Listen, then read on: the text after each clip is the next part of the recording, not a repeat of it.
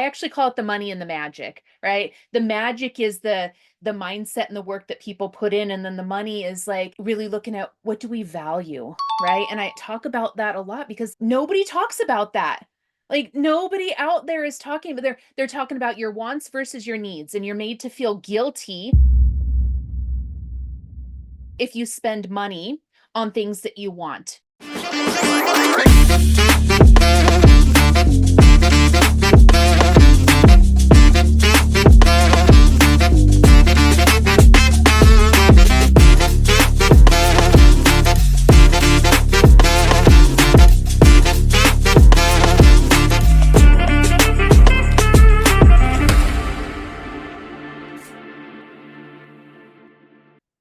How's it going, everybody? I am your host, Ace Guzman of the MMM podcast. And today I have a special guest coming on board. I met her through Apex. We are a part of the Apex community together. And without further ado, welcome to today's call, Sarah. Glad to have you here. Yeah, thank you. I'm happy to be here. Awesome. I love it. I love it.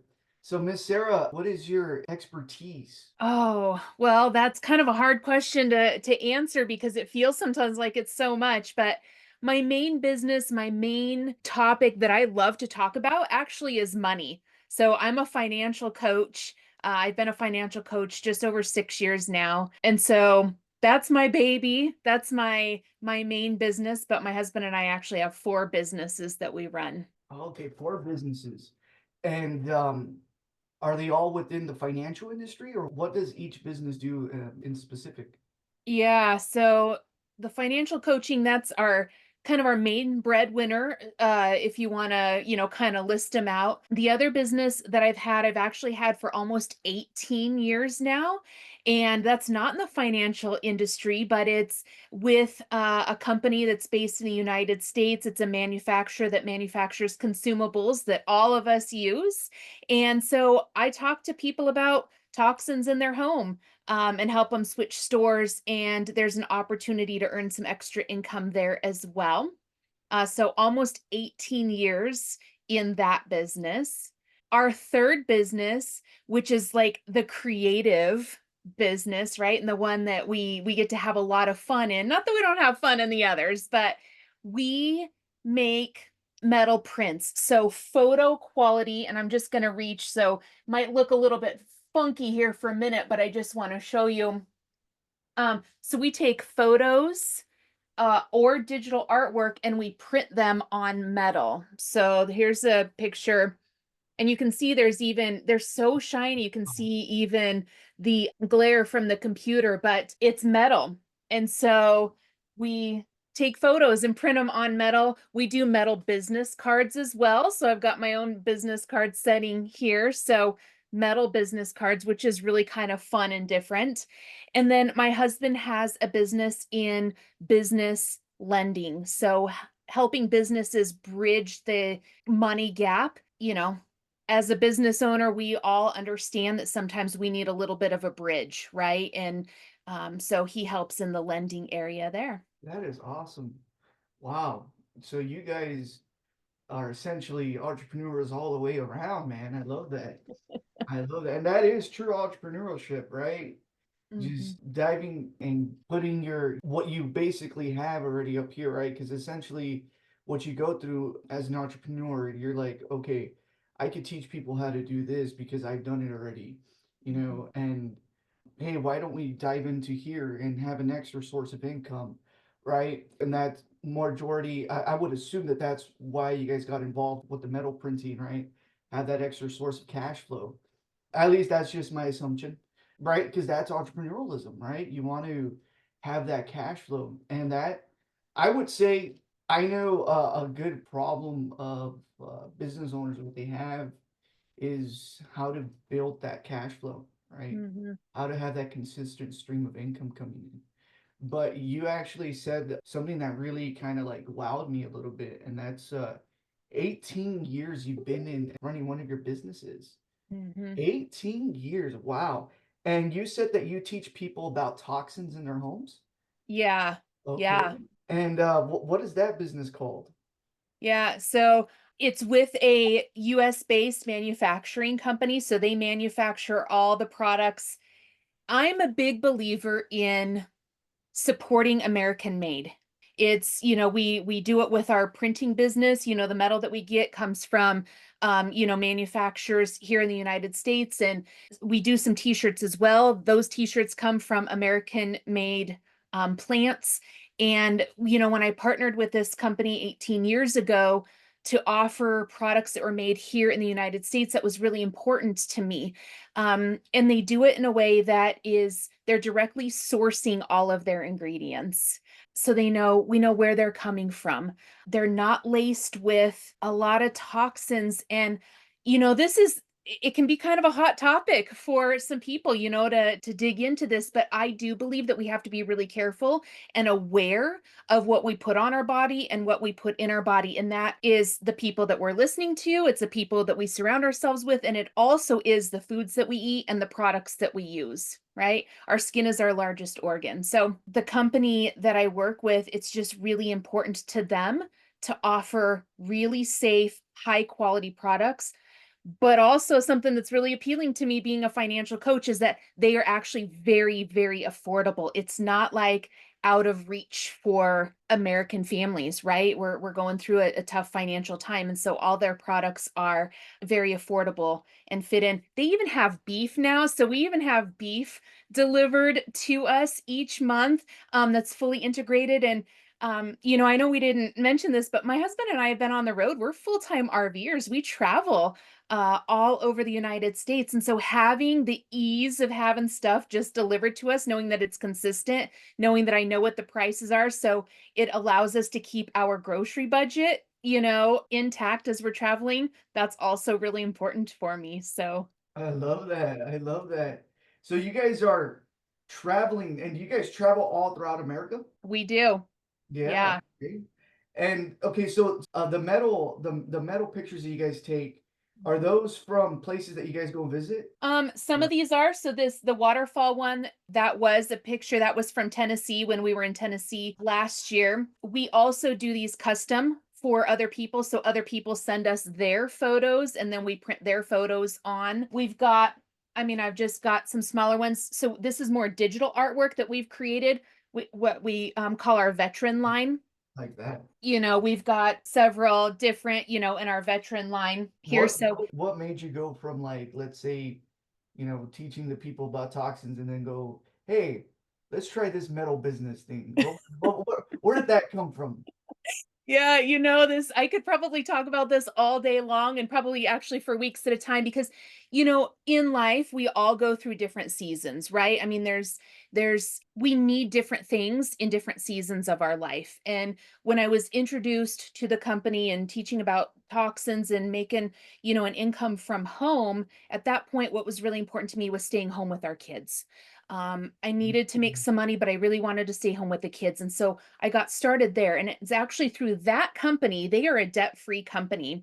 And it was through that company that started teaching me about a debt free lifestyle and really how to get into living a debt free lifestyle and really focusing on finances. And right. So that's then several years later through my husband and I's journey of becoming debt free, that's how I then became a financial coach.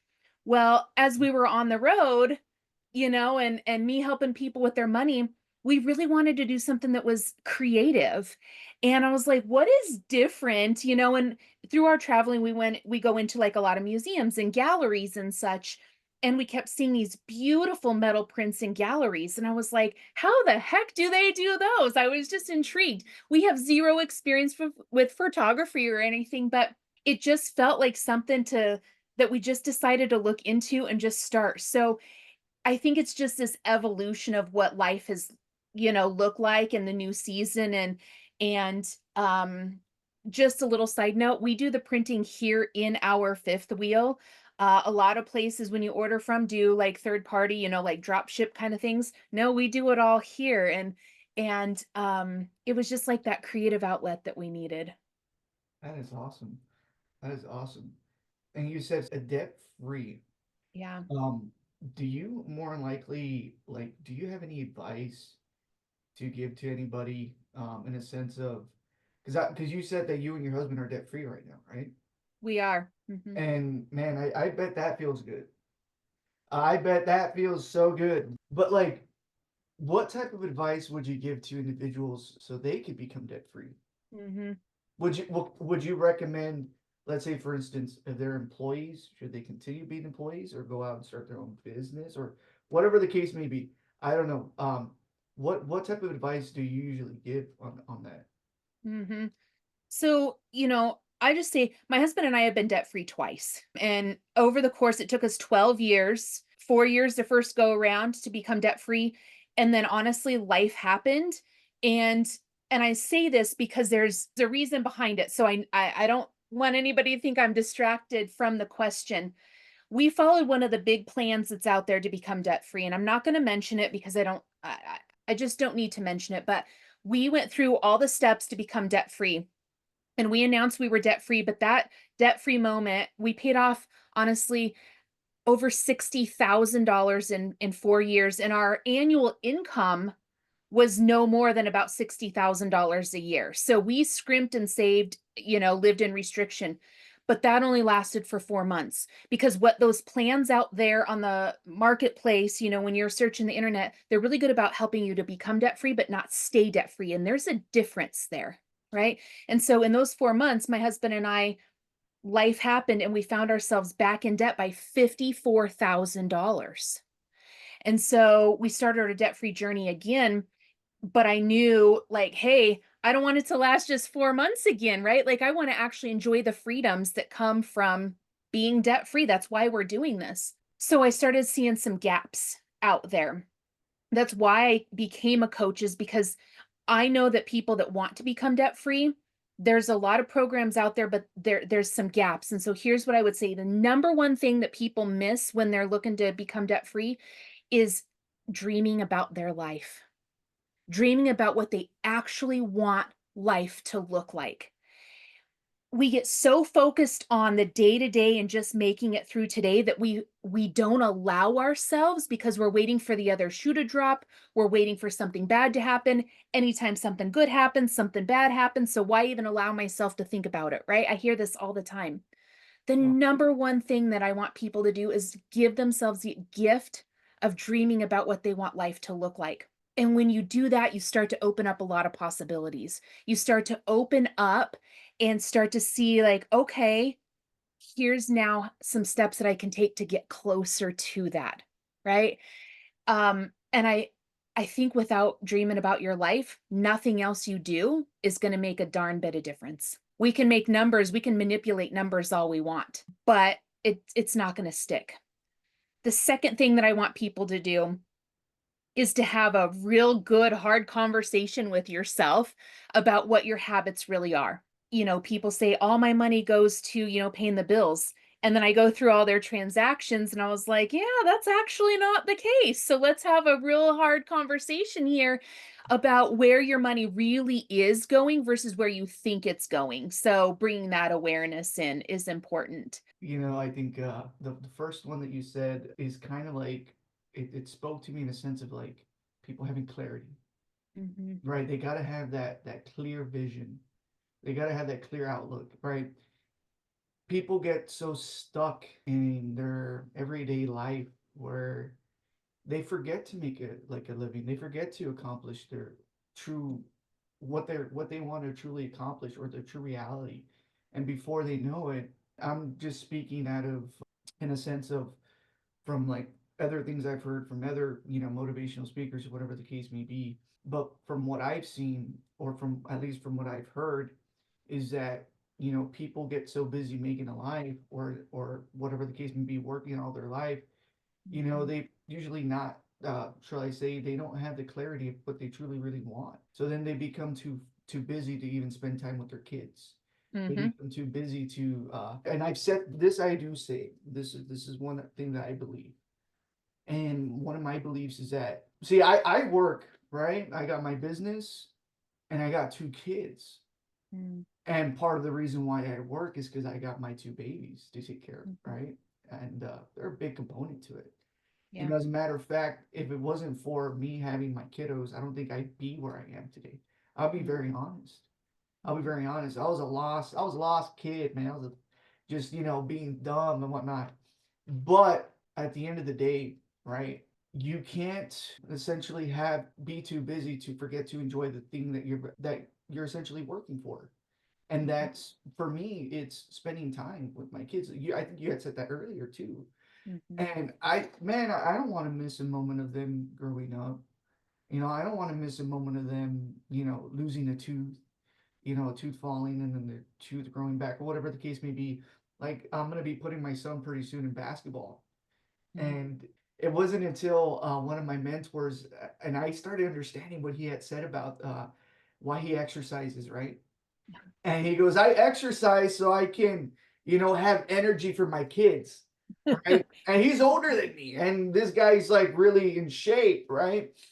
And I'm like, dude, that makes sense Yeah. because, dude, like I will notice for myself too that sometimes I get too tired to catch up with that man, but it's a part of taking care of yourself as well too, so that way you can catch up with them and go out and take them to where they need to go. See, that's part of the work-life balance at the end of the day. But that's true. People do need to have that clarity. Mhm. And the second thing you were saying was the habits. See, for me, I know where my money goes. I'm not too happy to say to where it goes. I will be honest with you. I eat out too much. I will be honest. I mean, Mhm. man, and I need to quit it. I know I do.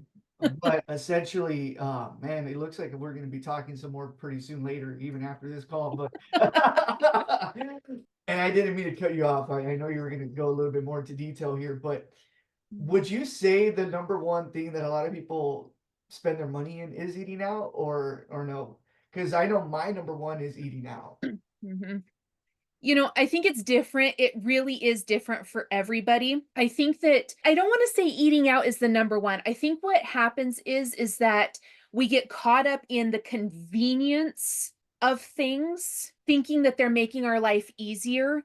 But in reality, when we really peel back the whole cliche of peeling back those layers of the onion, right? When we really start looking at where's the money going and people start to recognize, they're like, wow. I actually made a post on social media about this the other day about, I hear a lot people want to travel. They always tell me, "Oh, I wish I could travel as much as you do. I wish we could take a vacation." Mm. And Ace, when we start looking at their money, I believe that I what I help people do is I want you to be spending more money in the areas that bring value to your life. And so when I start asking clients, does that eating out, does it actually bring value to your life? If it does, then great. But if Oh, it doesn't, then there's where we start to make some adjustments. It's not about restriction, it's not about cutting out. It's about eliminating that so you can spend more in the area that does bring that value to you. Eating out, TV subscriptions are a big one. I've seen people that have 15 and I, 20 I was subscriptions, and about you to know say what? that. I Uh, mean, this is no judgment, it's no judgment, but when we really break that down, we're looking at it's not even about the $15 to, the Netflix. It's about is that where you want your time to be going as well, right? So it's not even just about the dollars, it's like where do you spend your energy? true, true. That is so true. Wow. For Netflix, I don't even watch it, dude. Like, and I'm paying for it, Right. It's like, Yeah. what the heck? I like that. Wow. See, Mhm. that's a different perspective, value. Yeah. Yeah. Okay, now eating out, if it's a value, I don't think eating out's valuable to me, to be very honest. But it Mhm. does give me the convenience, the time, right? But I know some people that eating out is valuable to them in a Mhm. sense. They're very social people. Yeah. I know some people, they're very social. I mean, they're always going out and hey, it helps them. It helps them, network. It helps them meet new people. It helps them stay connected with their friends, whatever the case may be. And I would assume that that's valuable to them. Right. However, with me, it's more like, where can I get a milkshake, man? Right. So here's a step, here's a tip for everybody. So I do this with all of my clients. We split the eating out budget into two categories. One is eating out for convenience. that can be important for people. Let's just be honest. We want to plan ahead for these things. Sometimes life is going to throw us a monkey wrench in, right? And we want to be able to, not feel guilty for, running through a drive-through or grabbing a burger on the way home, whatever, right? And so you create a category and I call it a money plan, not a budget. Create one for eating out for convenience. Give yourself that permission to spend there. Doesn't mean again that it's maybe high value, but we know that life is going to throw us some things that's our option. If we'd like to eat, it's going to be, where can I get something that's convenient?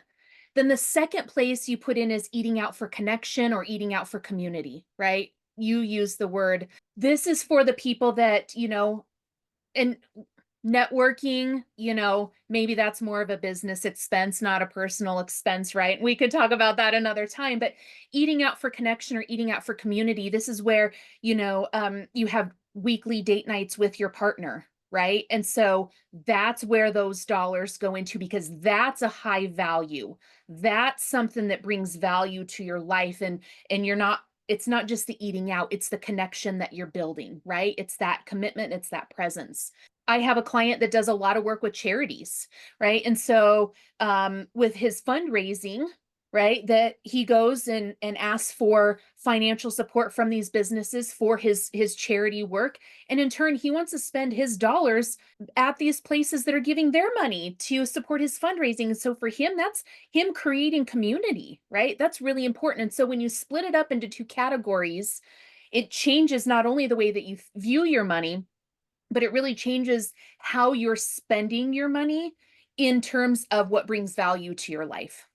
I like that. I like that. You know, what you're saying, I have a lot of things I got to start thinking about now. You just got me thinking. That's really just it, because I'm like, now I'm just thinking about, well, shoot, what the heck do I value, man? For instance, like subscription wise, right? I value the Audible that I have. Mhm. I do. I can listen. All the books I have on there are all business books. They're all related somehow, some way to entrepreneurialism or to self-help, right? Self-help books. And that brings value. Mhm. That brings, that can give me more knowledge into whatever it is I'm reading about, right? Especially running a business. Right now, the one I'm reading on Audible is the Patrick Bet David's Choose Your Enemy Wisely. Mm, I do see, in a sense, how Audible is valuable to me. yeah. But I will say though, subscriptions again, going back to that, I have Max, the HBO Max, Mhm. and right now I'm watching Sopranos, and I got into it, man. It's actually pretty cool. But that's a really deep conversation, dude. Yeah. Like I could just imagine how deep you really get involved with your clients when it comes down to really asking them, because man, dude, like there's a lot of because it's financial coaching, you said, right? Mhm. And I know, like, okay, so what I do is I do tax strategy. So tax strategy is essentially just coaching, Mhm. right? That's what it is. We coach individuals in how to lower their tax liabilities, right? As Mhm. millennial entrepreneurs, how to reduce their liabilities and then reinvest those savings to build wealth. However, I've had times where clients have excuses or make excuses, or but yeah, but this, but that, and it's like, well, shoot, dude, there's really not much I can do if you're not listening. When it comes down to coaching and when you're having these type of conversations with your clients, does it really get that, like, does it get really sentimental in a sense? Because I know here in America Mhm. are very, my business coach says it like this. He goes, people will tell you how many people they've slept with. They'll tell you, I don't mean to be graphic, but they'll tell you how many people they slept with. They'll tell you how many people, any other personal things, but you better not ask them about how much money they're making or how much Right. money they have. And I Mhm. don't know if that's just here in America, but how deep do those conversations get? They can get pretty deep because I focus a lot on mindset as well. Mindset, how we view ourselves, how we grew up learning about money, how we view money, how we view quote unquote rich people versus how we view quote unquote poor people. Like it all affects how we live our lives and how we use our dollars. And so I focus a lot on mindset and to get into that mindset and to help people start to make those adjustments so they can get to the next place that they want to go. It can get really deep. But so I do a mixture of mindset and then I call it the strategy, right? I actually call it the money and the magic, right? The magic is the mindset and the work that people put in, and then the money is like really looking at what do we value, right? And I talk about that a lot because nobody talks about that.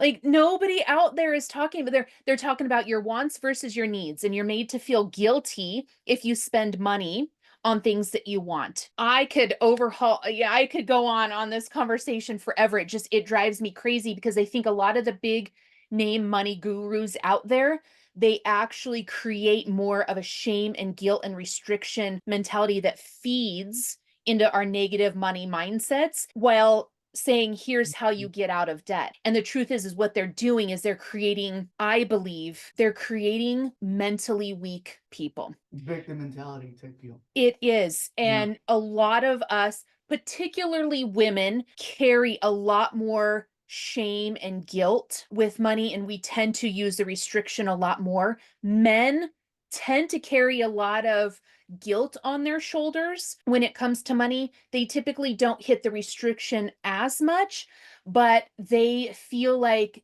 when the bills aren't getting paid, they feel like they are not supporting their family. They're not doing what they are supposed to do as a man, right? And what that does oftentimes is they bury themselves in work. It's about, where can I pick up extra overtime, and then they get really frustrated and they become less present at home and they have less conversations with their wife because they feel like their wife's nagging them for spending money and going out for with the guys to grab a beer. And here's the wife at home like, I'm tired of asking for money to, get the kids diapers and I need a new bra and I don't have the money to do that. And so it's these conversations, they need to be happening. So yes, it gets really deep, especially when I'm working with couples, because there's a lot to kind of unpack.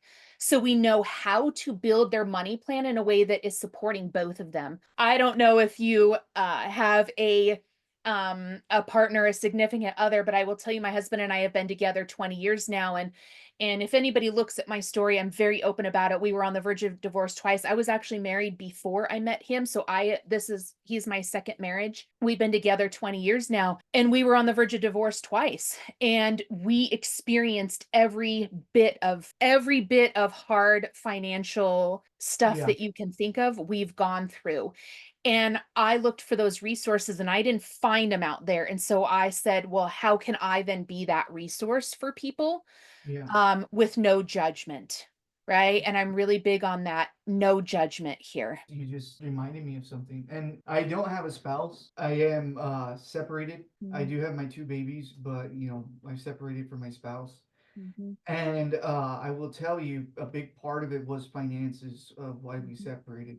A lot of that was always the argument. mhm, And I remember we went to counseling at one point, and you just reminded me on that. Our counselor had told us that the number one reason why couples get divorced or marriages, end up in a divorce is because of financial reasons. mhm. Isn't that like, man, that's it's kind of sad, right? It, I actually think I want to interrupt you just for a second because I think that the finances is the byproduct of not effective communication. So I think it's the byproduct it of not communicating effectively with our partners because wow, what I find, not always, I have been divorced. I've been, in lots of situations, right? But with my husband now, what I discovered and what I have found with most of the couples that I work with that are in a little bit of, and I don't work with people that are in, marital distress. I work with people that feel like they're not on the same page. But what I find is people, when we're married, you most often you want a lot of the same things. You just don't know how to voice that to your partner because we speak different languages. I'm going to say what it is that I want, but my husband is going to hear it through his lens and through his experience. And he doesn't, right? The way I say it, he's not hearing it the same. And so I always said,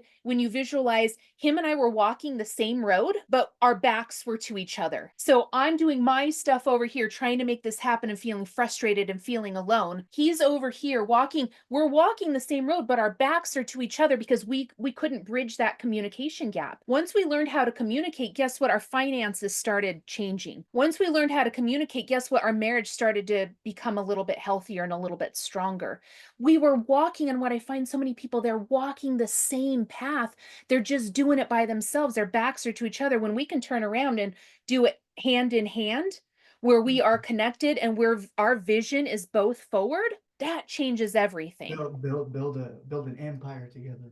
Yeah. I like that. Wow. And that's something, and I would assume a lot of people need help with that, man. Mhm. A lot of people do. And the majority of the time, I will say, I mean, as I would assume part of the reason why people go through that is either pride probably comes in the way, and either pride or just embarrassment or lack of not knowing how to talk or having communication with Mhm. someone. Because, I talk about our subconscious mind, right? Mhm. And it's called our conditioned way of thinking. Mhm. You had also said something about money avoidance. We could talk a little bit more about that. But when people are essentially raised in like a domestic violence home, I was raised in a domestic violence home. I Mhm. mean, I'll just be straight up honest. I saw a lot of things happen, but it's hard to have a communication Mhm. with your spouse because you don't see that. You see the conversations I would see most of the time were just excuse my language, but a lot of bitching and moaning, a lot of, anger, right? Mhm. So that became my reality, right? Yeah. I will be very honest, right? That became my reality. Mhm. And it wasn't until I separated from my spouse and I started my journey as an entrepreneur, as a business owner, and I started thinking, in the beginning, right, we want to blame somebody else. And no matter what situation we go through in our lives, Mhm. we can go through the worst freaking moment and we want to blame somebody else except blame ourselves. Right. But you see, at the end of the day, I was there thinking, what did I do wrong? Like, it wasn't until maybe a couple of years later I started thinking, what am I doing wrong? Well, you know what? I need to start loving myself. I need to start, you Mhm. know, giving myself the healing that I need in a sense. And I went to counseling. I will be very honest. I went to counseling for it. I had a lot of breakthroughs. But at the end of the day, if you don't heal essentially what is broken, because of our subconscious mind, our conditioned way of Mhm. growing up.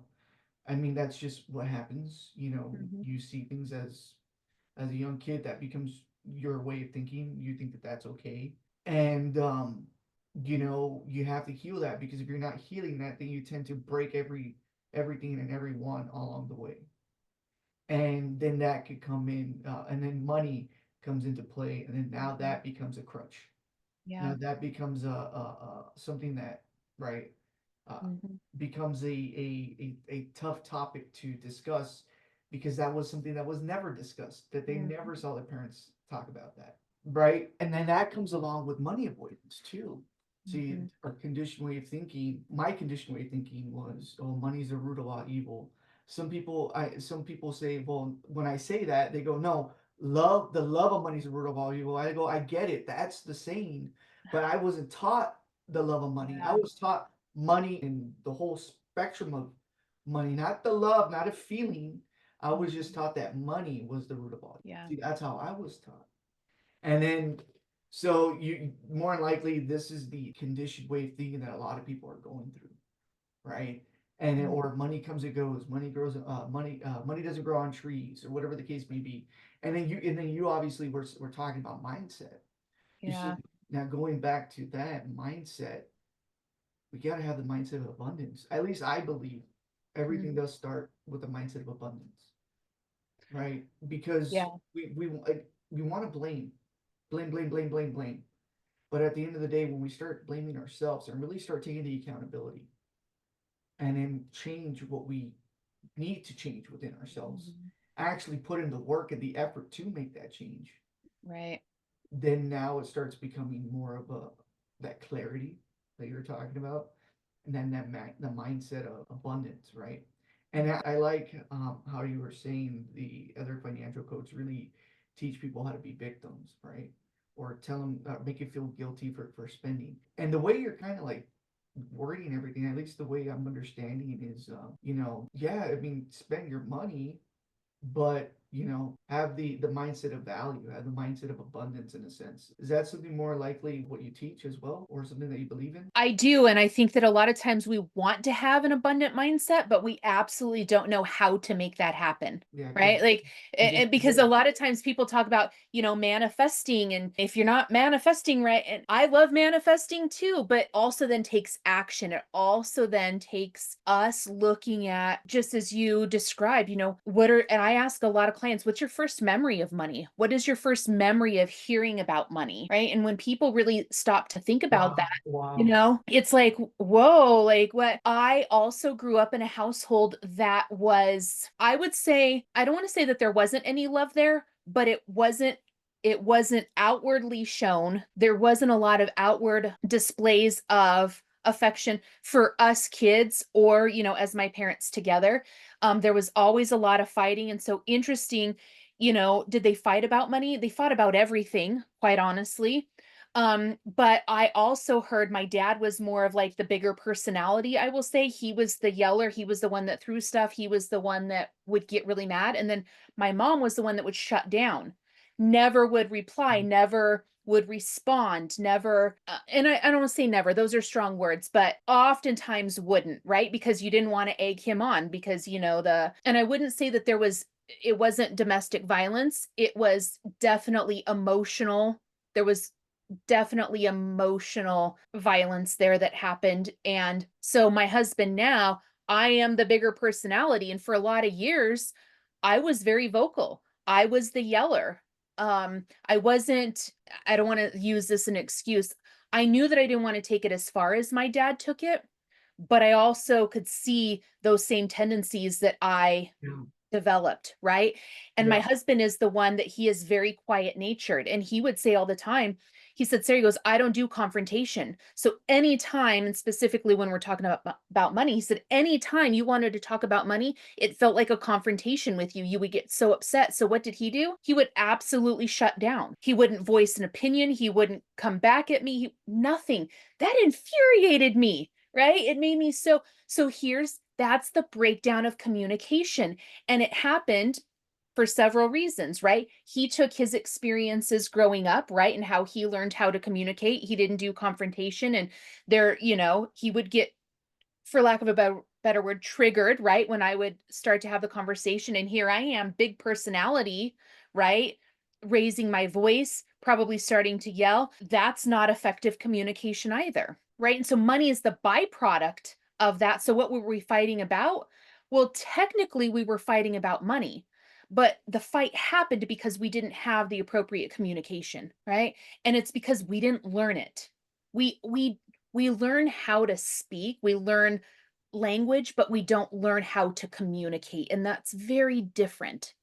We're taught our ABCs, but we're not taught how to effectively communicate. We're taught, be nice, don't talk like that, but we're not given the skills. I truly do not believe that. And again, I'm not faulting anybody. For a lot of years, I would say I was not a fabulous parent. I wasn't fabulous. I have a lot of I've worked through a lot of it, so I don't want to say I've got a lot of guilt with it, but there are a lot of things that I really wish would have been different. My kids are now in their early 20s. We've got a very good relationship. Um, but it's because I've worked on my relationship with them over these past couple years, because there were several years in there that it was awful. It was absolutely awful. And I will take full responsibility because I didn't know how to communicate. And so what did I pass along to them? I passed along to them poor communication skills. I mhm, passed along to them my language and the words that I used when it came to money and everything else. But, wow. um, you know, we're broke. We're poor. No, we can't afford that. No, we can't do that. No, we don't have the money, right? That's a lot of negativity to hear all the Yeah, time. yeah, that's the money avoidance. That's you're speaking that to reality when you say that. Mhm. I And will that's your say, mindset. yeah, That yeah, that leads right into the mindset of it. that becomes your mindset. Exactly, exactly. That becomes your reality. That Yeah. becomes your frequency.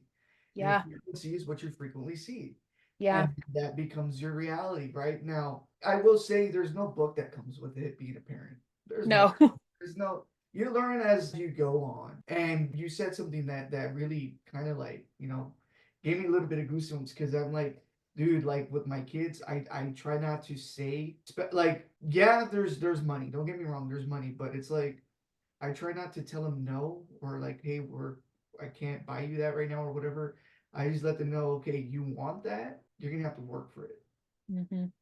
Your clothes still need to be full. The room needs to be cleaned. The stuff needs to still get done. And I mean, there's been a couple of times where yeah, I've been completely broke because a Mhm. lot of my money, I'd be very honest, I spend it all back into my business. That's what I believe, right? I believe that if you got some money, put it back to work because if you're not putting it to work, it ain't gonna work for you. Mhm. And so there's been times where yeah, I am broke, but I in those moments where I wanted to tell my kids I'm broke, like I don't have the money to buy you that or something like that. Like there has been obviously there has Mhm. been moments where I did want to say that, but I would bite my tongue. I Mm. really would, and I Wow. wouldn't like I just wouldn't like say it because I knew the power that it was gonna have on me. Yeah. I didn't give it that power. I didn't want to allow it that Mm. because I knew the money is on its way. I just haven't met the right person yet. Yeah. Just haven't shaken the right hand yet. I haven't gotten in front of the right person yet. I have a service. I have something of value to give to the world, right? Mhm. It's just I'm not in front of the right people, right? Which is right. Why we're doing the podcast, get in front of more people, have more eyes, have more audience, right? But you see that right there, going back to what you're saying, dude. Now that becomes their condition with issue. Mhm. Now that becomes a reality, and I don't want that for my kids, dude. Right. No, I don't want that for them. If my kids were right here, right now, I would tell them like this. I go like this every morning before I drop them off at school. I go like this. I think it's like 4 or 5 questions I ask them. I go, what do we do? We adjust, we adapt, we overcome. That's the response. And what Mm. is money? Money's a tool. What do we use money for? We use it to trade for goods and services. And how do we make money? We work hard. What are we? We are confident. Mm. And that's what I want to teach them. Wow. That's what I want them because that right there, what you were talking about is called teaching a generational curse or Mm. continuing on a generational curse. Mhm. You see, we as parents, at least on my perspective, I want to teach generational ambition. Mm. I want to teach generational wealth. I want to teach generational entrepreneurship. Man, I had this idea this one time that came to me. I'm like, I need to make like classes for my future generation and just record myself teaching so these videos can just go on throughout the generation. They could just keep going. Mm. Like I was just like, man, what an idea that is, right? But but it's true because we need to pass down the ambition. We need to pass down that mindset. That needs to be the mindset. Now we got to speak into reality. See, there's this meme, and it's this parent, right? And the parent is talking, and it's like this, like it's like just like bunch of like garbage, right? Like bad things. And then there's a little kid. It's like coming from the mouth, and then Mhm. it's hitting the little kid in the back of the head Yeah. that like shall I say ray of garbage, whatever. Mhm. That kid starts speaking. Wow. It's true, and and I just wanna say that I don't just because you haven't been doing something or because you have been doing something that you want to change doesn't mean that you can't take those steps to then change it, right? I recognized where I was passing along those generational traumas and generational curses to my kids, and then I've been working to adjust and working to help them see how I was wrong there, right? And to help work on their mindset. There's never, I would say there's never a wrong time unless you choose to not do it, right? But when we learn, I believe then it's our opportunity to then go and teach somebody else.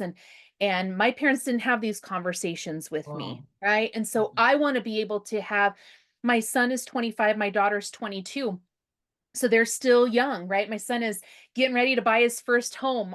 Actually, he'll close on his first home in just a couple of days from our recording here, and I'm super proud of him. And I'll be honest, do I think that he was completely financially ready for it? No, But that's not my job. My job is to support him and help him and encourage him and to make sure that he asks the right questions, that he feels really good about what he's doing, right?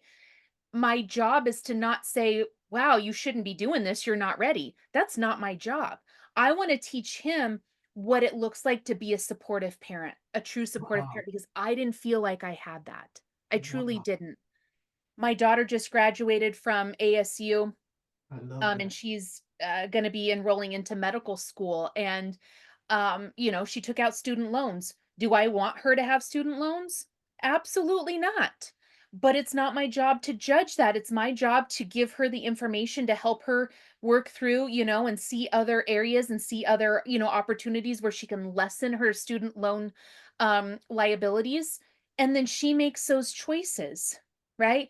But my job as a parent is not to come down on her and say, "Oh, you shouldn't have done that," or "Don't do that," or "Don't go to school, go here." That's not my job as a parent, I don't feel. My job is to say, "Here's what a supportive parent looks like."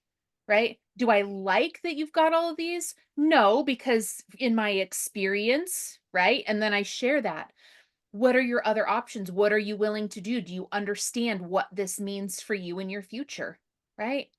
Let her make that decision.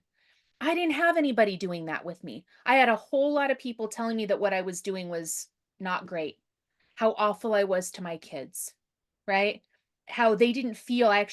My dad actually told me, "Sarah, we didn't support you. I didn't really dig into it because I knew you were going to be okay because you were so strong-willed." Well, here's the thing. I really needed a supportive parent. Even if you knew I was going to be okay through all the things that I was going through, I still needed that supportive parent. I still needed somebody to teach me how to communicate. I still needed somebody to show me how to do these things. And so now I'm trying to do that with my kids. Am I perfect? Absolutely not. I'm far from it. And I've made a shit ton of mistakes. And I can't correct those, but I can prevent myself from doing them in the future. And that's what I hope to do. And that's what I hope to hopefully inspire other people to do as well, right? I absolutely love what you're doing with your kids when you take them to school. That I almost get emotional thinking about that and the confidence that you are building in them and just building up some of the mindset at a young age with them because that's going to serve them for so many years in so many different areas. You're Yes, building that in, and gosh darn, congratulations. That's inspiring that you're doing that. I love it. man. Thank you, thank you, thank you. I don't want to cry, but man, I'm getting emotional. But Yeah. thank you. It's because, part of why I started doing that is when I was going through therapy and going for counseling, really, really trying to heal my, this child in me, right? Shall I say? Part of that, what came out a lot was there was never life spoken to me. Mhm. There was never, I'll just say it like that. There was never life given, you know, there's always just a bunch of negative, right? No, you can't do that. No, you can't do this. No, don't do that. No, don't do that. No, who do you think you are? Right. And not just from my parents, from Mhm. teachers, from coaches. And it's crazy how 5 seconds of what somebody tells you can last you your whole life. Mhm. Mhm. Very true. Yeah. Because I can remember things like that. Yeah. And that had an impact. And that was just like drilled into my head, man. Mhm. And it's like, no, I don't want that for my kids. If they are gonna have those, 5 second little flashback or that one thing where it's just gonna be, those little impacts that I can make, it's gonna be little impacts of like that supportive parent that you're talking about. Like, keep Mhm. going, dude. Like that's what I want to keep, like, in a sense. Like when like my thought process when I was teaching this to them is when my kids feel like giving up on something or when something's getting too hard for them, I want them to think about me like Mm. that or think about what I'm teaching them in a sense where it's keep going, keep going. Mhm. We're confident we can do this. We adjust, we adapt, we work. We gotta keep going. We gotta keep going. Let's go. Let's Yeah. make things happen. Let's make something happen. Let's make, you know what I mean? And that's the like that's just what I feel. You I know. I love it. Can I Yes. share something with you really quick? Something Go that for I it. Go heard, for it. and I don't remember where I heard it, so I can't give credit, but somebody said, "Quit telling your kids that you're proud of them." That kids need to learn how to be proud of themselves, but what you say instead is, "I believe in you." And I thought, I guess that was gonna be like a whole "aren't we all?" But maybe it's not everybody. I know for a lot of years, I worked to make other people proud. I was always doing things to feel like somebody else was proud of me. And Sure. instead, and because that's what we hear people saying, "Oh, I'm proud of you," and then we want that, right? We want people to be proud of us, but really we need to learn how to be proud of ourselves. But to hear somebody say that they believe in you, that's a whole different story. It's That like, is a whole different, like, if somebody believes in you, don't you get that energy of, like, that gives you the feeling that you truly can do anything, right? I loved it, and I wanted to share. I would love to give credit to whoever wherever I heard that. I don't remember, but it stuck with me, and I thought, "That that is powerful for all of us to use with our clients, with our friends, with our kids, with our partners, to say, you know, 'I believe in you.'" Wow. Wow, I think it's so powerful. I love that. I love that because that can go a long way. Mhm, I'll tell you a little bit about what got me going. And I'm glad. I don't know where the heck it came from, I'll be honest. mm, And that I do want to, probably like have a little deeper dive, with the counselor or something on. But for some reason I do have this tendency of proving people wrong. I mm, just love proving people wrong, dude. I love it. It drives mhm, me. I love it. That my business is built on that. My business is built on proving people wrong. But not that many people are mentally tough that way. mhm, Sometimes people do have to be told, "Hey, I believe in you," mhm, and that's very true, and that does give drive. Because when I hear that, I don't even remember the last time I heard that. But if I were to hear that, yeah, of course it gives you this, like, especially when it comes from like, like someone that you want to hear from, right? mm. But then there's also that like, to me, where if somebody tells me you can't do it, it's like, you know what? Fuck you. Right. Sorry for cussing, but it's No, like don't it's apologize. like it's like nah, I can do it. Yeah. And not that many people are that way, and I need to figure that out. Why am I like that? But Mhm. Miss Sarah, we're gonna get off here pretty soon.